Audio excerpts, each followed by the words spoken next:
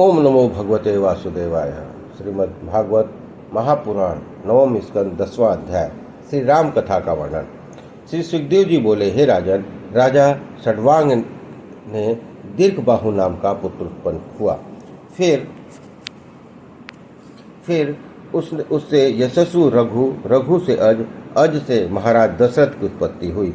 हे महाराज, ये महाराज बड़े ही प्रतापी और बड़े ही भाग्यशाली थे, क्योंकि जब पृथ्वी पर आतताइयों ने बड़ा उपद्रव किया, तब देवताओं के प्रार्थना करने पर उन महाराज के गृह में ब्रह्ममय साक्षात भगवान विष्णु ने आकर राम, लक्ष्मण, भरत और शत्रुघ्न नाम से जन्म लिया था। हे राजन, उन चारों भाइयों में श्रेष्ठ सीतापति भगवान रामचंद्र जी का चरित्र बड़ा ही पवित्र मनोरम था, जिसको यथार्थवेता ऋषियों ने बारंबार गान किया है। आपने भी सुना होगा, किंतु अब मैं उनका संक्षिप्त चरित्र आपको सुनाता हूँ। वे महाराज रामचंद्र जी बड़े ही सत्यवादी, प्रभावशाली थे। उन्होंने अपने पिता के वचन को सत्य करने के लिए चक्रवर्ती सम्राट के पद को भी तुच्छ माना, उसे त्याग कर वन में चले गए थे। यद्यपि वे इतने अधिक सुकुमार थे कि उनके पांव वनों में चलने के योग्य नहीं थे। उन भगवान ने जिन सुकोमल चरणों पर श्री जानकी जी के करों का भी स्पर्श सहन नहीं होता था, उन्होंने वन में कठिन भूमि पर चलना स्वीकार किया। पिता के वचन को सत्य किया। हनुमान उनके बड़े भक्त थे। जब कभी उन्हें थकावट आ जाती तो हनुमान जी उनके पैर दबाकर उनके श्रम को दूर करते थे। तब वन में जाने पर रावण की बहन सुपर्णिका ने उनके पास पहुंचकर विवाह करने को कहा, किंतु जनक दुलारी सीता के रहते उन्हें विवाह की आवश्यकता ही क्या थी। इससे उन्होंने लक्ष्मण को संकेत कर शूर्पणखा की नाक कान भंग करा दिए, जिससे क्रोधित होकर राक्षस राज रावण उनकी प्यारी सीता को हर ले गया। रामचंद्र रावण को मारने चले, किंतु बीच में समुद्र बंधक बना। राजा रामचंद्र कुपित हो गए, समुद्र भयभीत हो गया। फिर तो उन्होंने समुद्र पार कर लंका के दुष्ट रावण इत्यादि को इसी प्रकार भस्म कर दिया, जैसे देवाग्नि वन को भस्म कर देती है। जब वे अपने बाल्यकाल में महर्षि विश्वामित्र के यज्ञ में गए थे, तब उन्होंने लक्ष्मण को बिठाकर उन्हें देखते अकेले ही मारीच इत्यादि बड़े बड़े निशाचरों को भस्म कर दिया था। फिर जब वे सीता के स्वयंवर में गए तो उन्होंने शिव के उस विशाल धनुष को कि जिसे 300 योद्धा एक साथ मिलकर भी वहां उठाकर लाए थे, उसे अकेले ही धनुष को उस उग्र प्रत्यंछा पर चढ़ाकर अकेले वैसे ही तोड़ दिया, जैसे हाथी का बच्चा अपने खेल में ईख का डंठल को तोड़ डालता है। तब जब वे रामचंद्र सीता को जीतकर वहां से जा रहे थे, उसी समय मार्ग में वे परम क्रोधी वीर परशुराम जी मिले, जिन्होंने अपने धनुष बाण से 21 बार पृथ्वी को क्षत्रियों से वीरविहीन बना दिया था। परंतु उन परम तेजस्वी परशुराम जी को भी नतमस्तक करके ही रामचंद्र जी ने छोड़ा। यद्यपि उनके पिता दशरथ बड़े स्त्री सेवी थे, तथापि उन्होंने रामचंद्र जी को देखा, तब तो वे दशरथ जी सत्य के बंधन में बंध गए। तब उन्होंने अपनी भार्या सहित उनकी आज्ञा को सिर पर धारण कर समस्त राज्य, लक्ष्मी, प्रेमियों, मित्रों आदि सबको उसी प्रकार त्याग दिया, जैसे विशेष सुक्त पुरुष अपने प्राणों को छोड़ देता है। उन रामचंद्र जी ने रावण की बहन सुपर्णखा का रूप को बिगाड़ दिया, क्योंकि वह महा अशुद्ध बुद्धि वाली थी और स्वेच्छा से रूप धारण करने वाली तथा सीता को मारने के भाव से वहां वन में उनके पास आई थी। उन रामचंद्र जी ने अपने अलंघ्य धनुष को हाथ में लेकर खर, त्रिशिरा, दूषण आदि 14,000 राक्षसों को उनके बंधुओं सहित मार डाला, तथा उस प्रकार उस बहुत कष्ट के साथ उन्होंने वन में रहकर अपने जीवन को व्यतीत किया। तब सीता के वृतांत सुनकर जब प्रज्वलित कामदेव वाले रावण ने अपने मामा मारीच को अद्भुत मृग बनाकर भेजा, और जब रामचंद्र ने अपने आश्रम से दूर जाकर उसके कपट को पहचाना, तो उन्होंने तुरंत ही अपने एक बाण से वैसे ही मार डाला, जैसे शिव जी ने दक्ष को मारा था। तब निशाचर नीच रावण वन में भेड़िए के समान चोरी से सीता को हर ले गया। तब उनसे रामचंद्र ने अपनी प्रिया सीता के वियोग में भाई सहित दुखी होकर स्त्री के प्रेम रखने वाले पुरुषों की दशा को प्रकट करते हुए वन में भ्रमण किया था और सीता रक्षण रूप आदि रामचंद्र का कर्तव्य था, जिसे स्वार्थी रावण ने नष्ट कर दिया था। उसे खोजते खोजते उन्हें मरणासन जटायु मिला। उन्होंने उसका अग्नि संस्कार किया और पुनः कबंध को मारा। पश्चात उन्होंने वानरों से मित्रता करके बलि को मारा।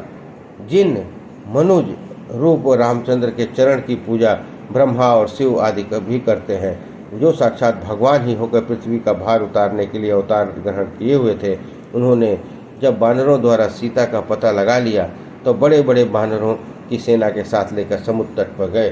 क्रोधायुक्त नेत्रों की लीला से चलाए हुए कटाक्ष के पड़ने पर समुद्र ने नक्र मगर घबरा गए और जिन्होंने भय से भयभीत समुद्र को अपने सिर पर पूजन की सामग्री लिए उनके पास आया और इस प्रकार बोला, हे भूमन, मेरे जैसे जड़ बुद्धि वाले आप त्रिलोक के स्वामी को क्या जानेंगे, किंतु यथार्थ में आप सब गुणों के धाम और अपने सत्व गुण से देवताओं के समूह, रजोगुण के प्रजापतियों को तथा तमोगुण से रुद्राधिक गुणों के उत्पन्न किए हुए हैं।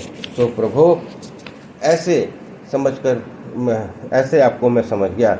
अब आप प्रसन्नतापूर्वक मेरे शरीर पर पांव रखकर इस अलंघ्य समुद्र को पार कर विश्रवा मुनि के मूत्र रूप त्रिलोक को क्रोधित करने वाले रावण को जाकर मारिए, जिसने आपकी प्रिया सीता को हरण कर लिया है। हे वीर, इस प्रकार अब आप अपनी प्रिया सीता को जाकर शीघ्र ही प्राप्त कीजिए, किंतु ऐसे नहीं, मुझ पर एक पुल बंधवा दीजिए जिससे आपका यश फैलेगा, क्योंकि दिग्विजय करने वाले राजा लोग यहाँ आकर अपने यश को गाएंगे। हे परीक्षित, समुद्र में ऐसा कहने पर रामचंद्र जी ने समुद्र में पुल बंधवाने के लिए बानरों को आज्ञा दी। बड़े बड़े बानर दूर दूर से वृक्षों, पर्वतों, शिखरों को ला लाकर समुद्र में डालने लगे और इन्हें लेकर परम शिल्पकार नल और नील समुद्र में पुल बांधने लगे। बहुत ही शीघ्र इतने विशाल सागर के ऊपर रामचंद्र जी ने पुल बंधवा दिया। फिर तो हनुमान जी द्वारा जलाई हुई लंका पर रामचंद्र जी ने शीघ्र ही आक्रमण कर दिया और जैसे जैसे विभीषण ने बताया उसी क्रम से उन्होंने लंका नगरी को घेर लिया। बड़े बड़े बानर लंका के क्रीड़ा स्थल, कोठे, कोषद्वार, पुरद्वार, सभा, छज्जे, चिड़ियाखाने आदि को में जाकर घेर लिए और इस प्रकार उन्होंने रावण के चबूतरा, ध्वजा, स्वर्ण के कलश, चौराहों को तोड़ डाला। फिर तो क्षण मात्र में ही लंका की यह दशा हो गई कि जो हाथियों के समूह द्वारा मथी हुई नदी की होती है। इस प्रकार रावण ने कुपित होकर निकुंभ, कुंभ, धुर्माक्ष, दुर्मुख, सुरांतक, निरांतक, प्रहस्त, अतिकाय, विकाचन आदि सब पुत्रों और अनुचरों के भाई कुंभकर्ण सहित उनसे युद्ध करने को भेजा। इधर रामचंद्र ने भी अपने भाई लक्ष्मण के साथ सुग्रीव, हनुमान, नल, नील, अंगद, जामवंत और पनस आदि रिछ वानरों के साथ लेकर एक उस प्रकार के शंखों, शस्त्रों से सुसज्जित राक्षसों का सम्मान किया। हे दुर्गम राक्षस अंगद, वे दुर्गम राक्षस अंगद आदि से भिड़कर भीषण युद्ध करने लगे। उस समय उन रामचंद्र जी की बानरी सेना ने बड़ी वीरता दिखाई और क्षण मात्र में ही इतने राक्षसों को मार काट कर ढेर कर दिया। इतने में जब रावण ने देखा कि मेरी सेना नष्ट हो रही है, तब वह भी क्रुद्ध होकर अपने वेगशाली रथ पर बैठकर रामचंद्र से युद्ध करने आया। वह अपने तीक्ष्ण बाणों से रामचंद्र जी को मारने लगा। तब रामचंद्र जी ने भी अपना स्वर्गीय रथ मांगा। उसी क्षण मताली रथ लेकर आया। फिर तो रामचंद्र उस परम तेजस्वी रथ पर बैठकर राक्षसेंद्र रावण से युद्ध करने लगे। तब उन्होंने रावण से कहा, हे राक्षसों के विष्टा रूप, तूने कुत्ते के समान छिपकर मेरी प्यारी स्त्री का हरण क्यों किया?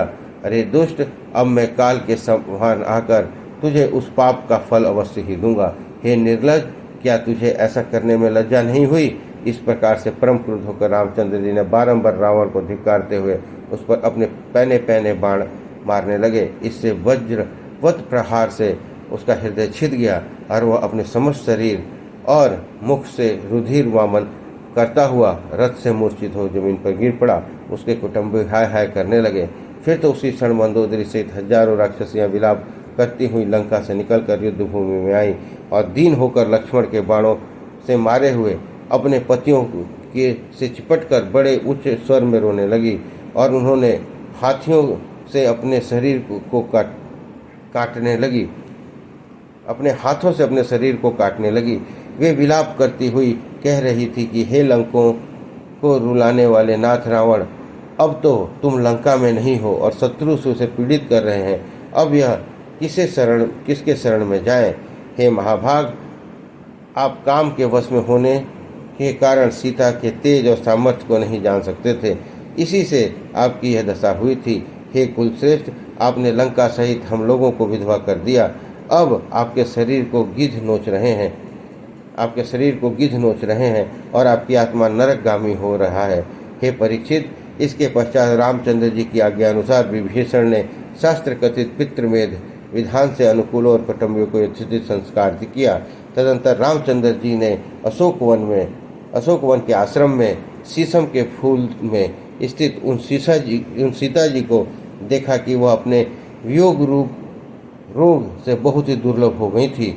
उनकी दशा देखकर रामचंद्र जी दुख से कातर हो उठे, किंतु रामचंद्र के देखते ही सीता का मुख कमल से खिल उठा।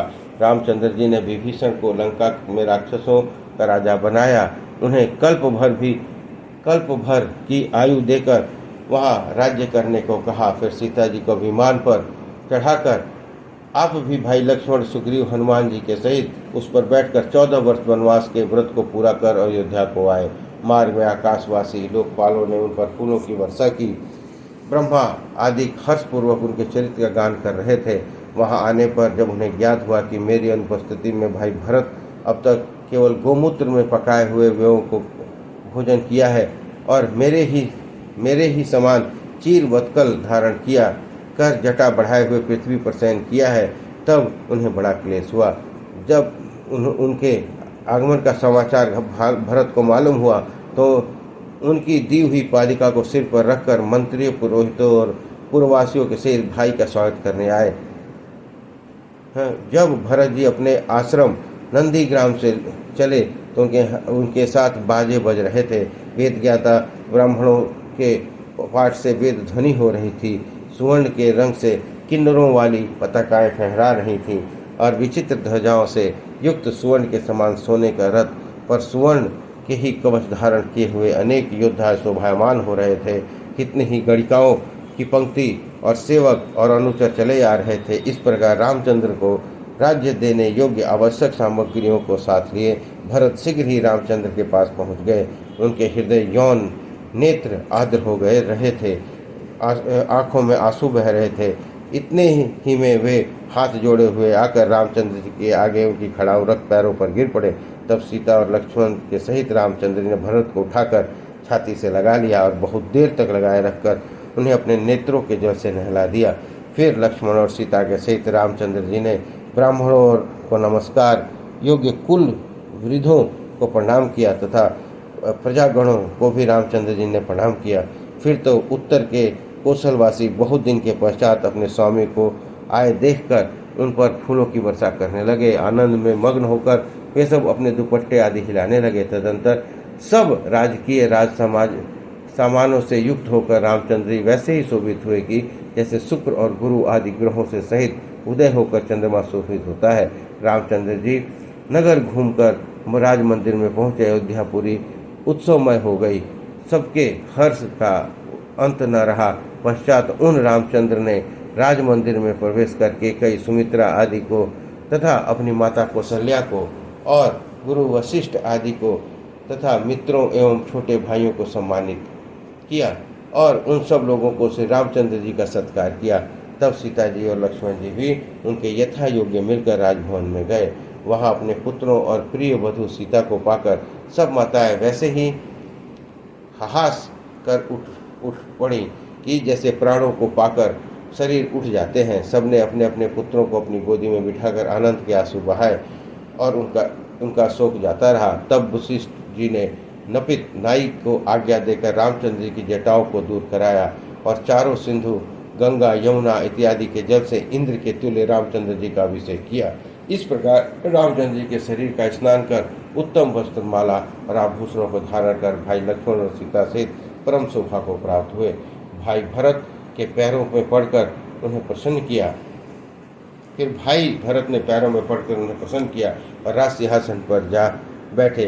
फिर तो उन्होंने वर्णाश्रम धर्म के अनुकूल सब गुणों से युक्त अपने धर्म में तत्पर प्रजाओं का इस प्रकार पालन किया कि जैसे पिता अपने पुत्रों का पालन करता है, तथा प्रजाओं ने भी उन्हें पिता के समान माना। इस प्रकार जब जब प्राणियों को सुख देने वाले श्री रामचंद्र जी राजा हुए, तब यद्यपि त्रेता का युग था, तथापि वह सतयुग के ही समान सुखकर जान पड़ा, क्योंकि उस समय वन, नदियाँ, पर्वत, वर्ष, द्वीप, समुद्र ये सब प्रजाओं के मनोरथ पूर्ण करते थे। श्री रामचंद्र जी के राज्य में कोई किसी प्रकार का दुख से दुखी नहीं था। यहाँ तक कि बिना चाहे प्रजाओं की आयु भी नहीं, मृत्यु भी नहीं होती थी, क्योंकि रामचंद्र जी एक पत्नी व्रत के धारण करने वाले थे और उनमें सदैव पवित्रता भी विद्यमान रहती थी। यद्यपि उन्हें इस प्रकार के गृहस्थ धर्म का पालन की आवश्यकता नहीं थी, तथापि अपने औरों को सिखलाए के हुए ही उनका परिपूर्ण रूप से पालन किया था। उनकी धर्मपत्नी सीता परम सती थी और उनके चित्त में सब बातों को जानने वाली थी। उनके पति के साथ ऐसे अनुकूल प्रेम आचरण किया वैसा शायद किसी ने किया हो। उनकी शीतलता, बुद्धिमत्ता और उनकी लज्जा धर्म बहुत ही बढ़ कर था, जिसको देखकर रामचंद्र जी मुग्ध हो गए थे। इस प्रकार श्रीमद् भागवत महापुराण 9वां स्कंद 10वां अध्याय संपूर्ण हुआ। 11वां अध्याय सीता वनवास और लवकुश उत्पत्ति का वर्णन।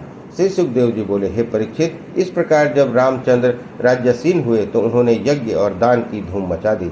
यहाँ तक कि वह अनेके पास जो कुछ राज्य कोष और आभूषण आदि थे, वे सब दीन प्रजाओं को बांट दिए। उनकी पत्नी सीता ने भी अपने सब आभूषणों को दीन दुखी स्त्रियों और ब्राह्मणियों को दान कर दिया। यहाँ तक कि उनके पास केवल सुहाग चिन्ह को छोड़कर और कोई आभूषण न रह गया। हे राजन, रामचंद्र जी के उस दान से अयाचक हो गए और चारों ओर उनकी प्रशंसा होने लगी। जब याचकों और प्रजाओं ने देखा कि महाराज ने दान यज्ञों में अपना सर्वस्व निछावर कर दिया है और अपने लिए कुछ भी नहीं रखा है, उसके द्रवीभूत होकर लोगों ने उनकी दी हुई वस्तुएं उन्हें यह कहकर लौटाने लगे कि महाराज, अब हम सब तृप्त हो गए हैं, यह आपकी दी हुई वस्तुएं लौटा लीजिए, हमें नहीं चाहिए, क्योंकि ये त्रिलोक के स्वामी भगवान जब आप हम लोगों के हृदय में प्रवेश करके अपने प्रकाश से हमारे अज्ञानपूर्ण अंधकार को दूर कर रहे हैं, तो आपने हमें यह क्या नहीं दे दिया। हे ब्राह्मणों के भक्त रामचंद्र जी, आपको लिए नमस्कार है। हे परीक्षित, इस प्रकार दशरथ पुत्र रामचंद्र नित्य अपनी प्रजाओं का मनोरंजन किया करते थे। उसके कुछ दिन बाद एक समय रामचंद्र जी लोकमत जानने के लिए छिपे हुए वेश में प्रजा में भ्रमण करने लगे, तो उन्होंने एक पुरुष को अपनी स्त्री से यह कहते हुए सुना कि तू अन्य के गृह में रह चुकी है, अतः अभी चारणी और दूषित है। मैं अपनी स्त्री न बनाऊंगा। ऐसी स्त्रियों के लोभी तो श्री रामचंद्र जी हैं, जो दूसरे के पास रहने वाली सीता को भी अपना लिया। सो वे भले ही सीता को अपनी स्त्री स्वीकार करें, किंतु मैं ऐसी स्त्री का लोभी नहीं हूँ।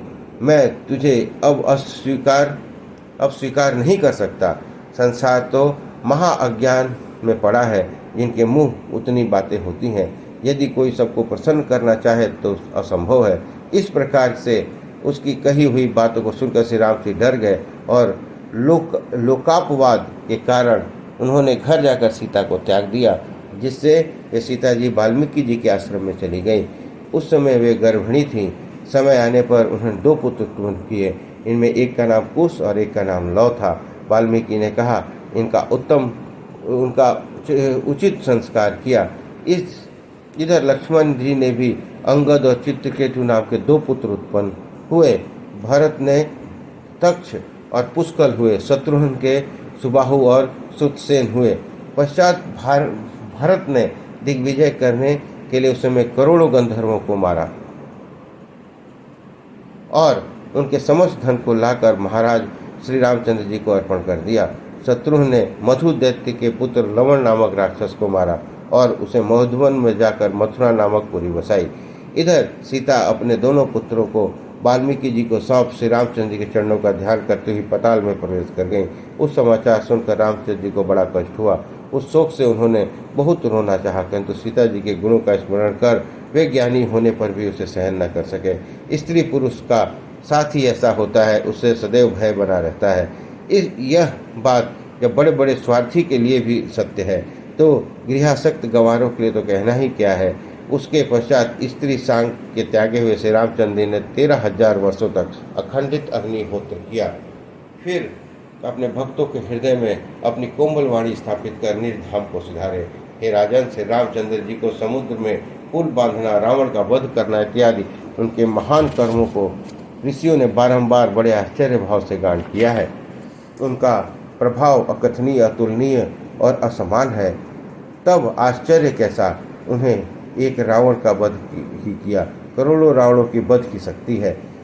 यह जो बानरों की सहायता से उन्होंने लंका पर चढ़ाई की और रावण को मारा, यह तो उनके लिए एक कौतुक मात्र था। उसी प्रकार सुग्रीव की मित्रता, बाली को मारना और सेतुबंध और लंका विजय आदि भी उनका ही कौतुक ही था, जिसके यश दिग्दंत तक फैले हुए हैं। और मार्कंडेय जैसे आयु वाले महर्षि सदा गुणगान किया करते हैं। हे रघुनाथ, श्री रामचंद्र जी अद्वितीय हैं। उनके दर्शन, सेवन आदि करने वाले सभी योगी महात्मा तर गए। जो मनुष्य भगवान के चरित्र को अपने कानों से श्रवण करते हैं, वे सुनते ही से मुक्त हो जाते हैं। उनकी कथा सुनकर राजा परीक्षित ने पूछा कि वे हे मुनीश्वर, भगवान रामचंद्र जी का स्वभाव कैसा था? वे अपने ही अंशों से प्रकट हुए भाइयों के साथ कैसा व्यवहार रखते थे और पुरुषवासियों के साथ उनके साथ कैसा बर्ताव था? कृपा करके मुझे सुनाइए। श्री सुखदेव जी बोले, हे राजन, जब रामचंद्र जी राजा हुए तो उन्होंने अपने तीनों भाइयों को दिग्विजय करने के लिए आज्ञा दी और उनके प्रेमियों को दर्शन देने के लिए अनुचरों सहित अयोध्यापुरी का प्रबंध करने लगे। उनकी आज्ञा से उस पुरी में नित्य ही सुगंधित जल का छिड़काव होता था, जिसे अयोध्या के शोभा दिन दूनी रात चौगुनी होती जाती थी। मानो वह पुरी अपने स्वामी को पाकर महामत सी हो गई है। उसके महल, पुरंदर, सभा भवन, देव मंदिरों पर सोने का कलश शोभायमान हो रहे थे। कहीं पताकाएं और कहीं शोभा बढ़ा रही थी। जगह जगह पर सुपारी, केला, रेशमी वस्त्र, शीशा और उत्तम वस्त्र और मालाएं बंधी हुई थी। मानो वहाँ प्रतिक्षण उत्सव हो रहा है।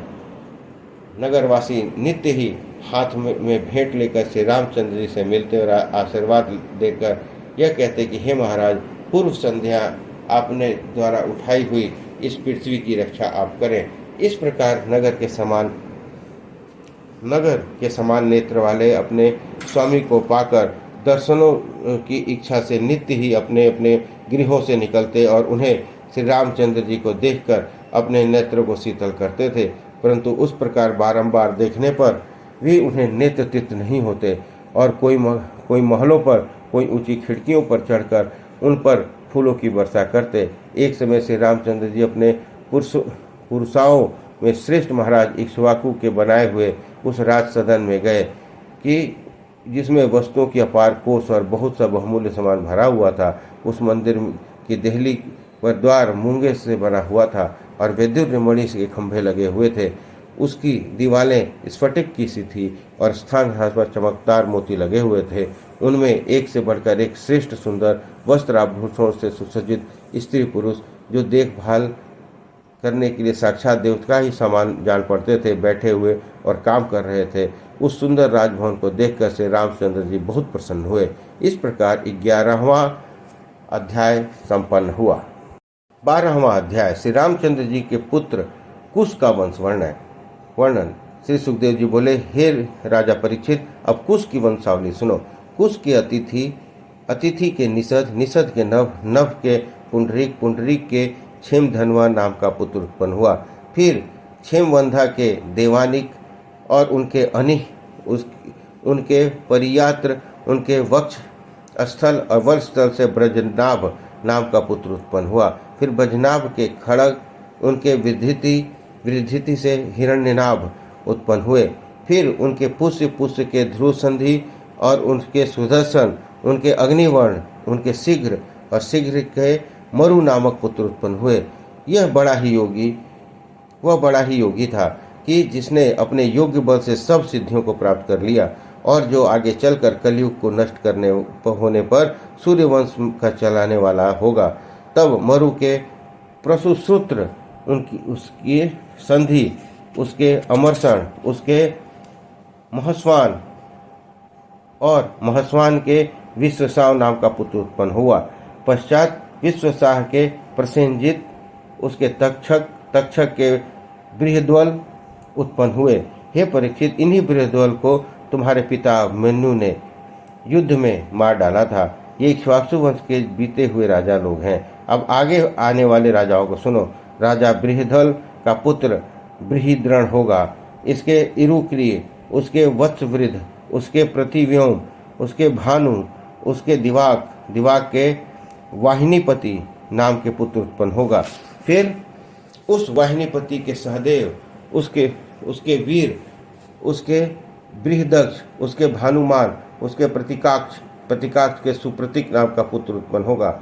और उस सुप्रतीक के मारुदेव के सुन्नक्षत्र, उसके पुष्कर के अंतरिक्ष के सुतपा के असित्रजीत, उसके बाद नाम का पुत्र होगा। उसके बाद बृहद्राज के बरही के कृतजन्य के रणजन्य के संजय नाम का पुत्र उत्पन्न हुआ। फिर संजय के साक के सुहोद के लांगल के प्रसेनजीत के क्षुद्रक नाम का पुत्र उत्पन्न हुआ। फिर उसके रणक, उसके सूरक, इसके बाद इस वंश के अंत में सुमित्र नाम का राजा होगा। ये सब बृहद्वल के वंशज कहे गए हैं। बस यह सुमित्र का वंश नहीं चलेगा। इस प्रकार श्रीमद् भागवत महापुराण 9वां स्कंद रामचंद्र जी के कथा, उनकी वंशावली और कुश के वंशावली का प्रसंग समाप्त होता है। बोलिए कृष्ण भगवान की जय।